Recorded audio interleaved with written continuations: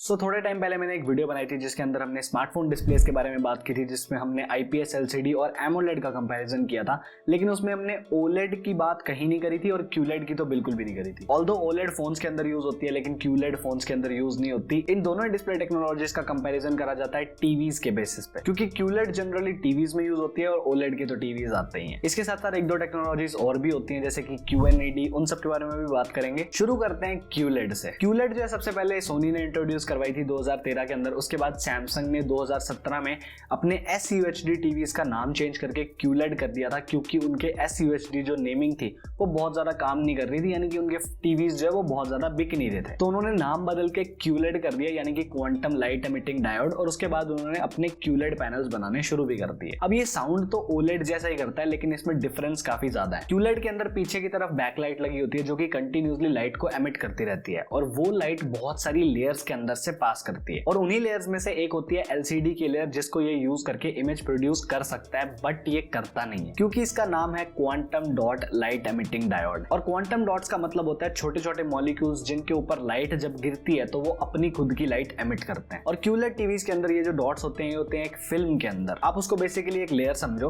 और उसके बाद ये पार्टिकल्स अपनी खुद की लाइट एमिट करते हैं जब इनके पीछे से लाइट पड़ती है। अब वैसे देखा जाए तो LCD वाली सेम ही फीलिंग आ रही है, सिर्फ एक फर्क है, क्वांटम डॉट की लेयर आ जाती है। तो इतना तामझाम करके आखिर फायदा क्या हुआ? ये जो क्वांटम लेयर है ना, ये इमेज के कॉन्ट्रास्ट और उसकी वाइब्रेंस को मेंटेन करने में बहुत ज्यादा हेल्प करता है। और ऐसा नहीं है कि ये टेक्नोलॉजी इंप्रेसिव नहीं है, क्योंकि देखने में तो ये LCD का अपग्रेडेड वर्जन लगती है, लेकिन इसमें बहुत सारी चीजें ऐसी हैं जो उससे अच्छी हैं, जैसे कि इसकी इमेज क्वालिटी और LCD की इमेज क्वालिटी में काफी फर्क होता है। और जस्ट अभी थोड़े टाइम पहले LG ने QNED भी अनाउंस करा है। QNED में कुछ नहीं होता, L को N से रिप्लेस कर दिया गया है, यानी कि N का मतलब होता है नैनो सेल टेक्नोलॉजी। अब ये क्या होता है, इसमें बहुत ज्यादा डीप में जाने की जरूरत नहीं है, बस आप इतना समझो कि इससे अनवांटेड जो लाइट होती है उसको पार्टिकल्स एब्जॉर्ब कर लेते हैं, जिससे कि कलर एक्यूरेसी बढ़ जाती है, और एक वाइडर फील्ड ऑफ व्यू पे भी कलर्स बहुत ज्यादा सही दिखते हैं। और LG के हिसाब से इस टीवी की जो बैकलाइट होती है उसको बनाया गया है 30,000 मिनी LEDs का यूज करके, और 2500 डिमिंग जोन्स भी हैं इसमें। डिमिंग जोन कुछ नहीं होता, डिमिंग जोन छोटे छोटे ग्रुप्स होते हैं जो कि ये डिसाइड करते हैं कहां पे ज्यादा लाइट जाएगी, कहां पे कम लाइट जाएगी। और एक डिस्प्ले के डिमिंग जोन पे ही डिपेंड करता है कि कहां पे ज्यादा अच्छे ब्लैक्स दिखेंगे, कहां पे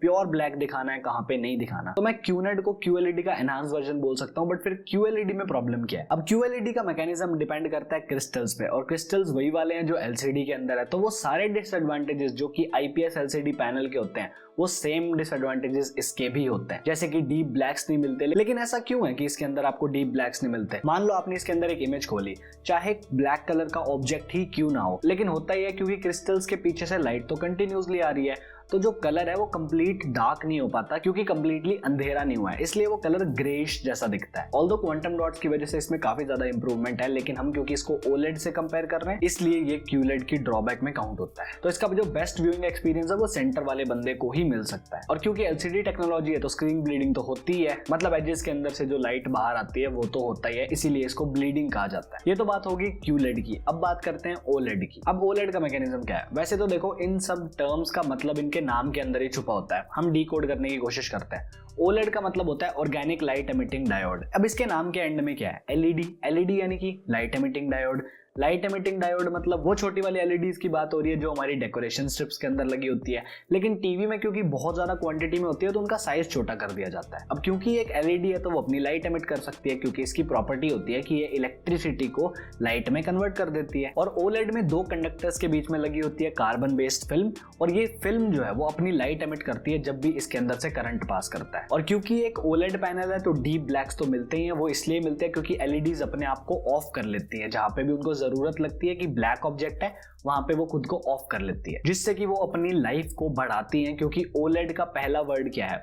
O यानी कि ऑर्गेनिक। उसके अंदर ऑर्गेनिक मटेरियल यूज होता है जो कि टाइम के साथ डिग्रेड होता है, इसलिए इसको इस तरह से फंक्शन करा जाता है ताकि LEDs खुद को बुझा सकें जब भी उनको जरूरत ना हो, और उसके बाद उसकी लाइफ बढ़ सके। और इसमें क्योंकि कोई बैकलाइट वाला मैकेनिज्म नहीं होता, इसलिए ये बहुत ज्यादा पतली होती है, आजकल तो बहुत ज्यादा पतली होने लगी है और ऊपर से ये हल्की भी होती है। बट हर चीज के अपने डिसएडवांटेजेस होते हैं, तो इसके भी हैं। सबसे पहला तो ये है कि इसकी पावर कंजप्शन बहुत ज्यादा होती है। अगर कोई ब्लैक ऑब्जेक्ट स्क्रीन पे नहीं खुला है ना, तो नॉर्मल ऑब्जेक्ट्स के अंदर नॉर्मल कलर्स को शो करने में अगर हम इसको IPS और QLED से कंपेयर करें तो इसकी पावर कंजप्शन बहुत ज्यादा होती है। क्योंकि अगर स्क्रीन ब्लैक है तो चलो LEDs ऑफ होके पावर कंजप्शन को कम कर लेगी, बट ऑन एंड ऑन देखा जाए तो एक एंड यूजर को इस कॉन से कोई बहुत ज्यादा फर्क नहीं पड़ेगा। और OLED की सबसे बड़ी प्रॉब्लम होती है बर्न इन वाली, मतलब कि अगर कोई चीज OLED स्क्रीन पे बहुत ज्यादा देर तक खुली रहे तो वो वहां पे छप सकती है परमानेंटली, जैसे कि फोन की नेविगेशन बार या फिर किसी चैनल का लोगो। क्योंकि ये ऐसी चीजें जो कॉन्स्टेंटली स्क्रीन के ऊपर रहती है तो वो छप सकती हैं। और अगर आप अपने स्क्रीन एलिमेंट्स में बहुत ज्यादा चेंजेस नहीं करते, मान लो आपने एक ही एक चैनल देखा कोई 15, 20, 25 घंटे,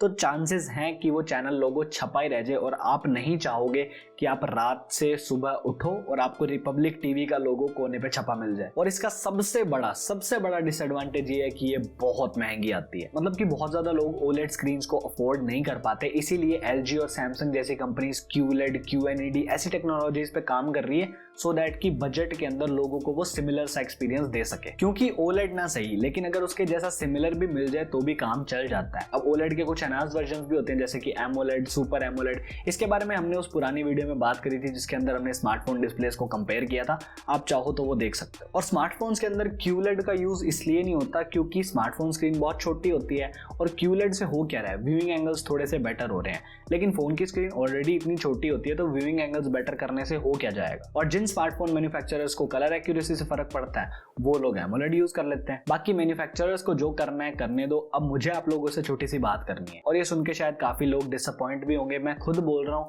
वीडियोस अब से डिले होंगी क्योंकि नंबर 1 मेरा कॉलेज शुरू हो चुका है, नंबर 2 मेरी प्लेसमेंट ड्राइव्स आने वाली है तो मुझे उसके लिए भी प्रिपेयर करना पड़ता है, और मेरा जो शेड्यूल है वो सारा बिगड़ चुका है। और ये जो पीछे देख रहे हो आप, ये सब भी इसीलिए हो रहा है क्योंकि बहुत ज्यादा दिक्कतें हो रखी है। तो मेरे खुद के ऊपर भी काफी प्रेशर है, बट मैं भी कुछ नहीं कर सकता इसके अंदर। बट मैं गायब नहीं होऊंगा, 4-5 दिन में एक तो आ ही जाएगी, या वंस इन अ वीक का तो मैं खुद ही बोल रहा हूँ आ जाएगी। बट चलो, we will see what happens. But for now this is it. Thank you so much for watching.